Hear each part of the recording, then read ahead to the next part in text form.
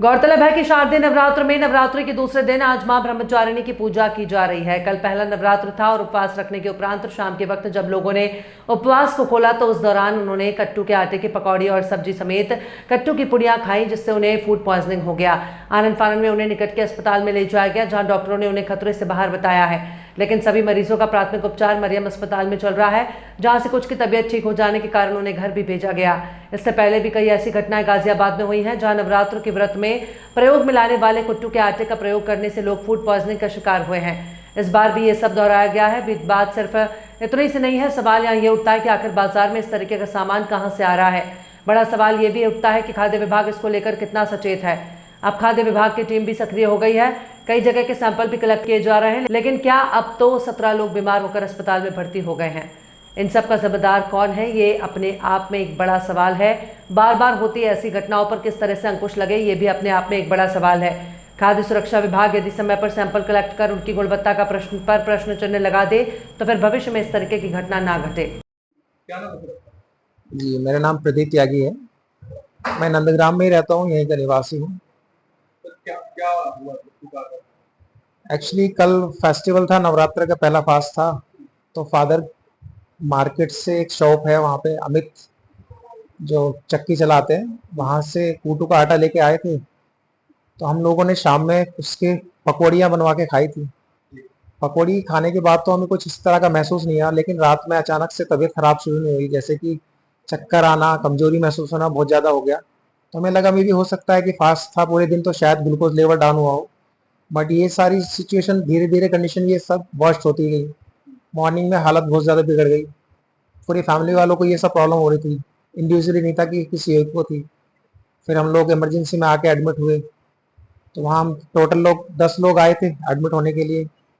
तो जो बाकी लोग थे उन लोगों को तो प्राइमरी ट्रीटमेंट के बाद में डॉक्टर ने डिस्चार्ज दे दिया कि आप घर पे रेस्ट कीजिए, और हम 3 लोगों को जो ज़्यादा सीरियस है थोड़ा उनको एडमिट कर लिया गया, जिसमें मैं, मेरी बेटी और मेरा ब्रदर, यंगर ब्रदर, हम 3 लोग यहाँ पे एडमिट हैं। किस अस्पताल में? मैं डॉक्टर विश्वबंधु जिंदल, मैं यहाँ नंदग्राम मरियम नगर में सेंट जोसेफ अस्पताल में मेडिकल सुपरिटेंडेंट हूँ और फिजिशियन हूँ। सर, कुछ लोग एडमिट हुए हैं मरीज हॉस्पिटल में, बताया जा रहा है कि कुटू खाने से बीमार हुए हैं। कितने लोग हैं और अब उनकी क्या हालत है, क्या मुख्य कारण रहा? कल से एक एक्सपर्ट ये आया है, करीब 45 से 50 लोग इमरजेंसी में आए थे। काफ़ी सारे लोग तो कैजुअलिटी से ठीक हो गए हैं, लेकिन 20 के करीब मरीज एडमिट किए गए हैं। बहुत ज़्यादा सीरियस तो नहीं है, लेकिन डेफिनेटली डिहाइड्रेशन करके वो आए थे, और मोस्ट प्रोबेबली कुटू में कई बार थोड़ा सा इन्फेक्शन होने का चांस हो जाता है, उसकी वजह से ये एडमिट हुआ है।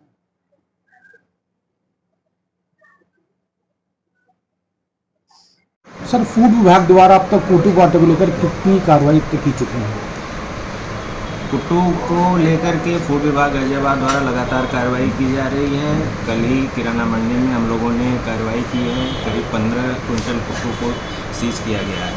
आज भी सूचना मिलने पर हम लोगों ने एक अमित आटा चक्की है जिन्होंने कुट्टू के आटे की सप्लाई की थी और उसको खाने से कुछ लोग बीमार भी हुए थे, वहाँ पे हम लोगों ने कार्रवाई की है और कुट्टू को का नमूना भी लिया गया है। साथ ही साथ वहाँ पे बताया गया कि ये किराना मंडी में सिद्धार्थ ट्रेडर्स से आया हुआ है, तो वहाँ पे भी जाकर के हम लोगों ने कार्रवाई किया है। वहाँ पर नमूना लिया गया है और करीब 2.5 कुंटल कुट्टू को सीज किया गया है और इसमें टीमें बनी हुई हैं, 4 टीमें लगातार काम कर रही हैं और जनपद के समस्त क्षेत्रों में नवरात्रि में प्रयोग होने वाले जो भी खाद्य पदार्थ हैं, प्रसाद के खाद्य पदार्थ हैं, उन पर हम लोग कार्रवाई कर रहे हैं। लोगों से क्या अपील करना चाहते हैं कुट्टू का आटा कितने खत्म होता है? लोगों से हम अपील करना चाहेंगे कि कुट्टू का आटा है, इसका प्रयोग सावधानीपूर्वक करें और इसका प्रयोग इससे जो बने आइटम हैं जैसे पूड़ी है, पकौड़ी है, इसको कम मात्रा में लें और पानी को पिएं। साथ ही साथ कुछ ऐसे ठंडे खाद्य पदार्थों का भी प्रयोग करें, जैसे दही का प्रयोग करें और अगर एक बार में लेते हैं तो उससे बचें। साथ ही साथ जो कुट्टू का आटा जब लेते हैं तो एक पैक्ड आइटम हो, उस पर उसका मैन्युफैक्चरिंग डेट हो, उससे जानकारी प्राप्त करके ही लें और कोई पुराना स्टॉक है उसको लेने से बचें। साथ ही साथ जो कुट्टू और कुट्टू के आटे से संबंधित खाद्य कारोबारी हैं उनसे भी हम अपील करना चाहेंगे कि जो फ्रेश स्टॉक हो उसको सेल करें, पुराने स्टॉक को या तो मार्केट से रिकॉल कर लें या तो वो सेल न करें। और जन सामान्य से भी मैं अपील करूंगा कि इस तरह का कहीं पे भी कोई इस तरह का स्टॉक है जो संदेहास्पद है कुट्टू का, उसके बारे में सूचना दें।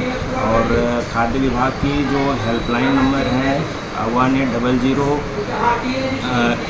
ये 5533 करके नंबर है, उस पर भी ये बात कर सकते हैं।